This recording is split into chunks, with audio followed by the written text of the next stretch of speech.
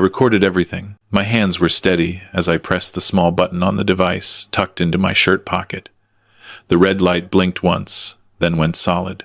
Across the dining table, my son Michael sat with his wife Claire, both of them wearing expressions I'd seen countless times over the past 6 months. Concern. Care. The kind that doesn't reach the eyes. "Dad, we really think it's time," Michael said, sliding a glossy brochure across the table. Maple Ridge Senior Living. I'd seen it before. They'd left 3 copies around the house, each one strategically placed where I'd find it. On my nightstand, by the coffee maker, even tucked into my favorite chair in the den. I'm 67 years old. I retired from the Canadian Pacific Railway 3 years ago after 42 years of service. My mind is sharp. My body, while not what it was at 30, still gets me through 18 holes of golf every Saturday. My wife Eleanor died 5 years ago. And yes, this house in North Vancouver got too big for one person. But it's my house. The one Eleanor and I bought in 1985 for $78,000. The one we raised our son in. The one that's now worth $2.4 million. "I appreciate your concern," I said, keeping my voice level. "But I'm managing just fine." Claire leaned forward. She had that look, the one she used when talking to her own kids, back when they were small. "Robert, we found the stove on again last Tuesday. You'd gone out for your walk and left it burning." I hadn't left the stove on. I knew I hadn't. But I'd learned over the past weeks that denying these things only made me look more confused, more in need of help, so I'd started documenting everything. Photos of the stove dials, all turned to off, before I left for my walks. Videos of me checking the locks, the windows, the appliances, time-stamped, dated. "That was an accident," I said. "It happens. It's happening more and more, Dad."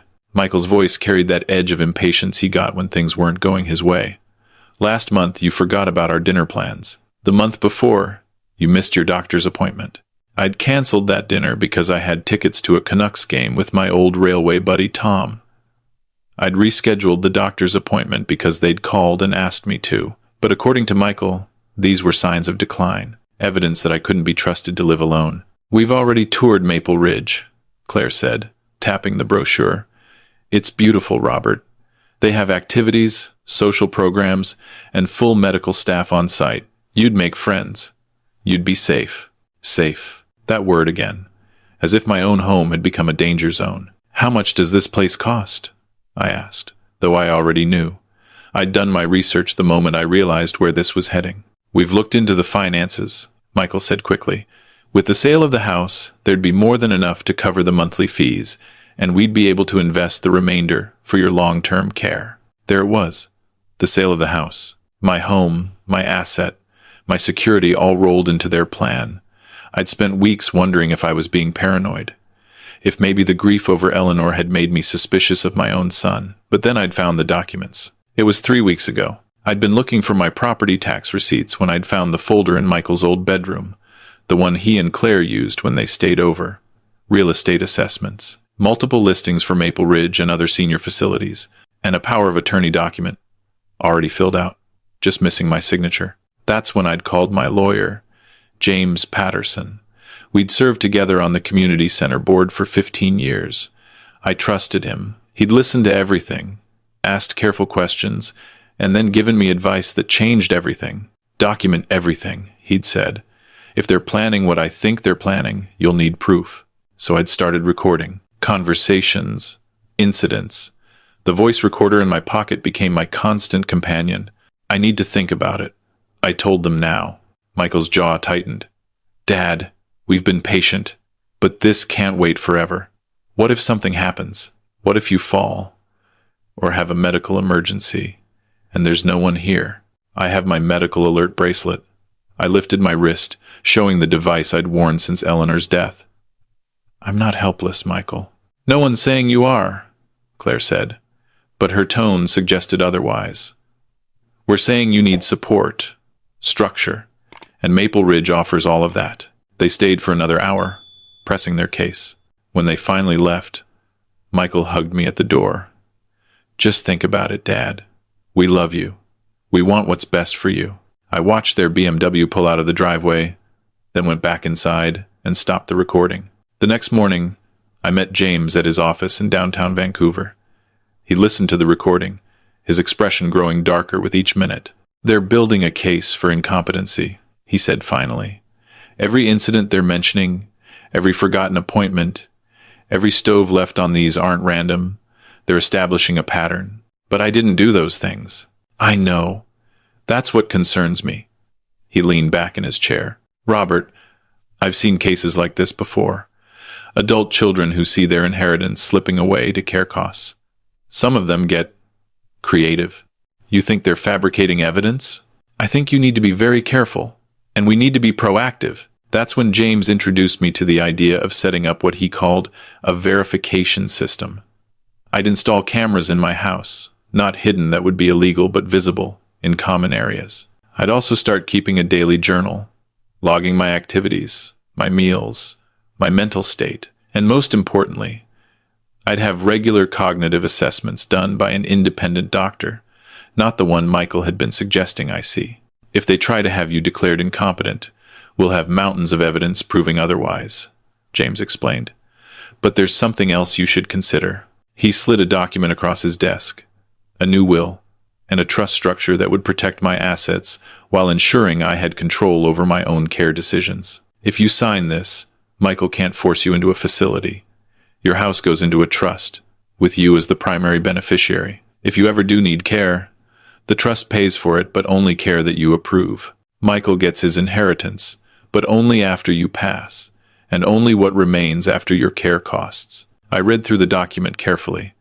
It was exactly what I needed. "There's one more thing," James said. "If we're going to do this right, we need to catch them in the act. Whatever they're doing to make you look incompetent, we need proof of it."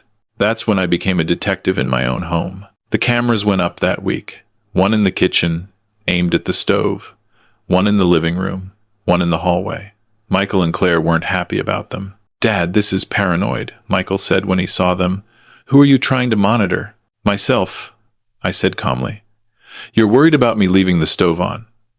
Now, if I do, it'll be on camera, and I can review what happened. It's for my own safety." He couldn't argue with that logic, though I could see it frustrated him. For 2 weeks, nothing happened. Then, on a Thursday afternoon when I'd gone out for my regular walk along the seawall, I came home to find the stove's front burner on, a pot of water boiling away on it. But this time, I had proof. I reviewed the camera footage that evening. At 2:47 p.m., 17 minutes after I'd left for my walk, Claire had let herself in using the spare key. She'd gone straight to the kitchen, turned on the burner, put the pot of water on it, and left. The entire visit lasted less than 3 minutes. I saved the footage to 3 different locations: cloud storage, an external hard drive, and a copy sent directly to James's office. But I didn't confront them. Not yet. James had advised me to wait, to gather more evidence. One incident might be explained away, he'd said. A pattern can't be. So I waited. 3 days later, I came home from grocery shopping to find my bedroom in disarray. Drawers slightly open, papers on my desk shuffled, nothing stolen, nothing obviously disturbed, but I knew someone had been through my things. The hallway camera had captured Michael entering the house at 10:30 a.m. He'd stayed for 20 minutes.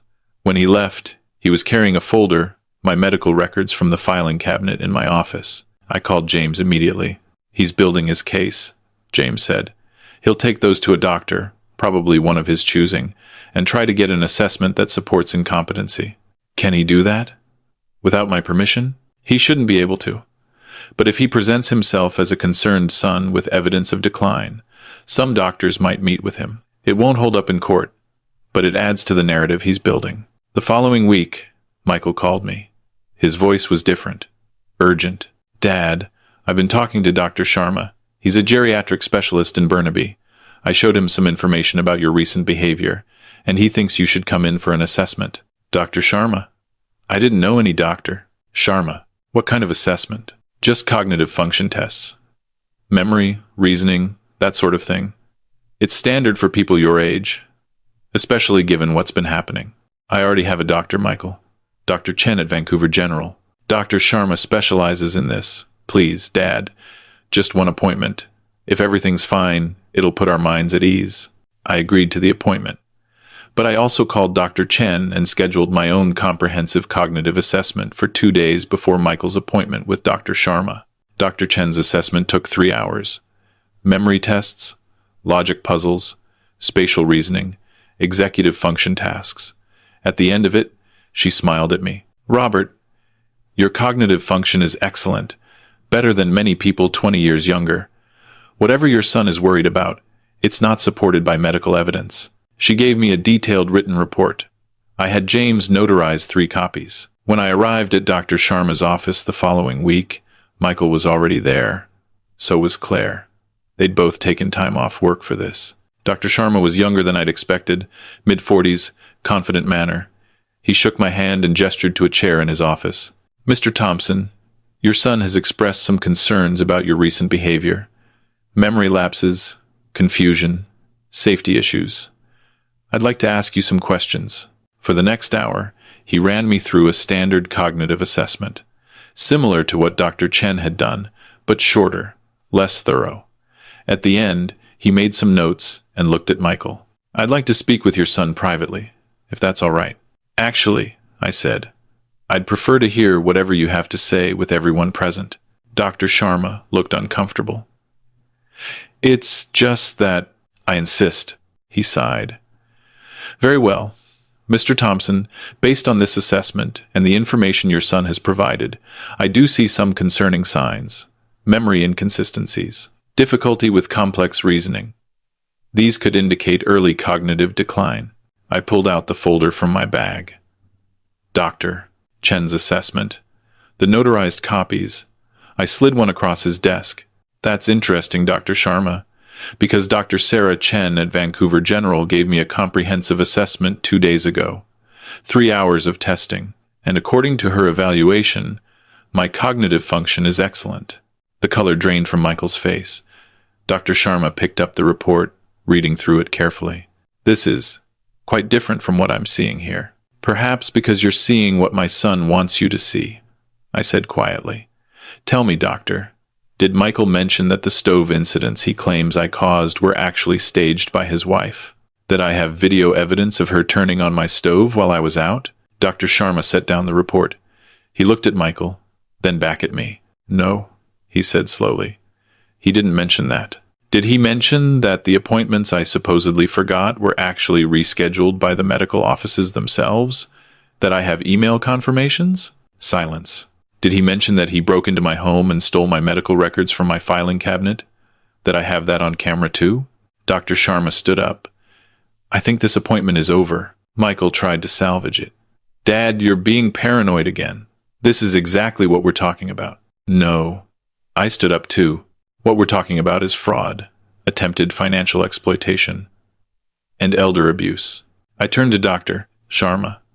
"I assume you'll be making a note in your records that the information provided by my son was falsified. I'd hate for your medical license to be implicated in an attempted fraud case." His expression said everything. He'd been played, and he knew it. Michael and Claire followed me out to the parking lot. Michael grabbed my arm. "Dad, please. Let me explain." I pulled away from him. "Explain what?" "That you've been trying to have me declared incompetent so you can force me into a home and sell my house. That you've been staging incidents and stealing my records. That you've dragged me to a doctor you handpicked and fed him lies." "We're in trouble, Dad," Claire burst out. "Michael's business partner is suing him. We owe $60,000 we don't have. The bank is threatening to foreclose on our house. We didn't know what else to do. So you decided to destroy me." I stared at my son. "To take away my home, my autonomy, my dignity, to make everyone think I'm losing my mind." "We would have taken care of you," Michael said, but his voice was weak. "In an 800-square-foot apartment at Maple Ridge while you sold my $2.4 million home?" I shook my head. "You would have visited twice a year and felt good about yourselves." I got in my car and drove away. In my rearview mirror, I could see them standing in the parking lot. Claire was crying. Michael just looked defeated. 2 days later, James and I filed a police report. The officer who took my statement was sympathetic, but realistic. "This is tough to prosecute, Mr. Thompson. It's your word against theirs on a lot of it, even with the recordings.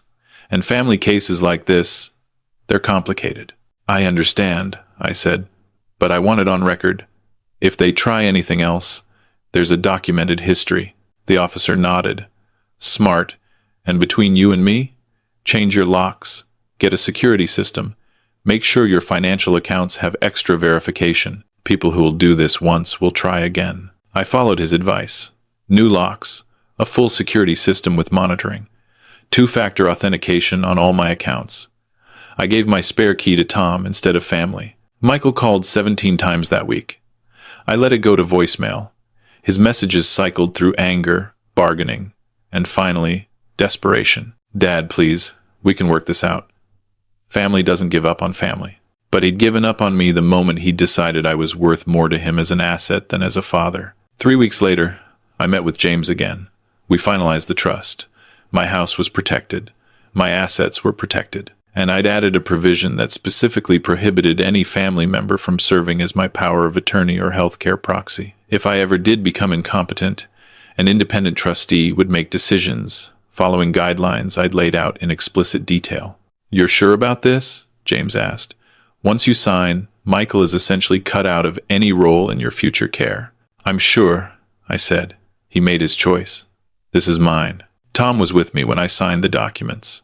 Afterward, we went for dinner at our usual place, a little Italian restaurant in Kitsilano. How are you holding up? He asked over plates of linguine. I don't know, I admitted. Some days I'm angry. Some days I'm just sad. I keep thinking about when Michael was little. This sweet kid who used to make me Father's Day cards and tell me he wanted to be just like me when he grew up. And now? Now I don't know who he is. Or maybe I do, and that's worse. Tom nodded. He'd known Michael since he was a baby.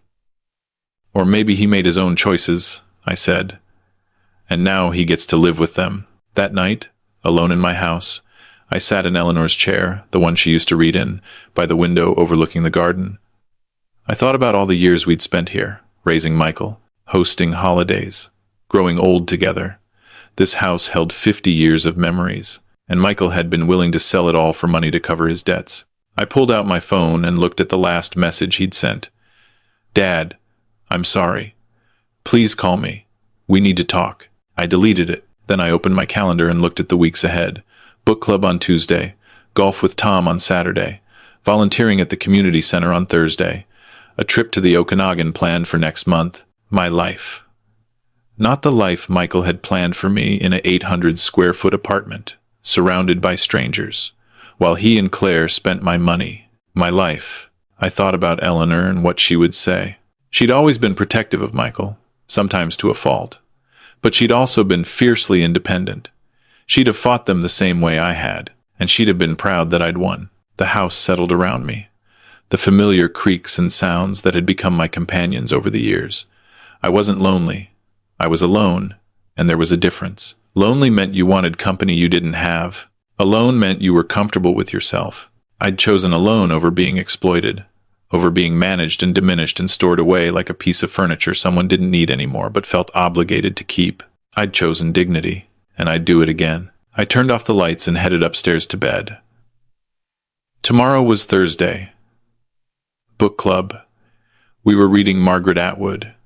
I had opinions about the ending I wanted to share. Tomorrow I'd wake up in my house, make breakfast in my kitchen, take my walk along the seawall, live my life on my terms, not Michael's terms, not Claire's terms, not Maple Ridge Senior Living's terms, mine. 2 months later, I ran into them at the grocery store. It was awkward. Michael looked older somehow, more worn. Claire wouldn't meet my eyes. Dad, Michael said, can we talk? I considered it. Part of me, the part that still remembered teaching him to ride a bike, to throw a baseball, wanted to say yes, wanted to forgive and forget and pretend the last months hadn't happened. But I'd learned something about myself in all of this. I'd learned that kindness without boundaries is just weakness, that forgiveness without accountability is just enabling, and that family who treats you as an asset to be managed rather than a person to be respected isn't really family at all. No, I said, I don't think we can. I paid for my groceries and left. I still live in my house in North Vancouver. I still play golf on Saturdays with Tom. I've joined a book club at the library. started volunteering at the community center again, and last month I took a trip to the Yukon, something Eleanor and I had always planned but never got around to. The cameras are still up. The documentation continues. James checks in every few weeks. I've become friendly with my neighbors, particularly the young couple next door who sometimes need a babysitter for their 2 kids. I'm teaching the oldest one, 7-year-old Emma, to play chess. I think about Michael sometimes. Wonder if he ever understood what he'd done. Wonder if the money troubles resolved themselves or got worse. Wonder if he tells people his father is difficult, ungrateful, paranoid. But mostly, I don't wonder. Mostly, I just live my life. The one I earned, in the house I built, surrounded by people who see me as a person, not a problem to be solved or an asset to be liquidated. I'm 67 years old. My mind is sharp. My body still works. And I'm not going anywhere. Not until I'm ready. Not for anyone. The recording device is still in my pocket, though I rarely need it now. But it's there. A reminder that trust, once broken, requires more than words to rebuild. It requires action, accountability, time. Maybe someday Michael will understand that. Maybe someday he'll do the work required to earn back what he lost. But that's his journey to take. Mine is just beginning. Claude is AI and can make mistakes. Please double-check responses.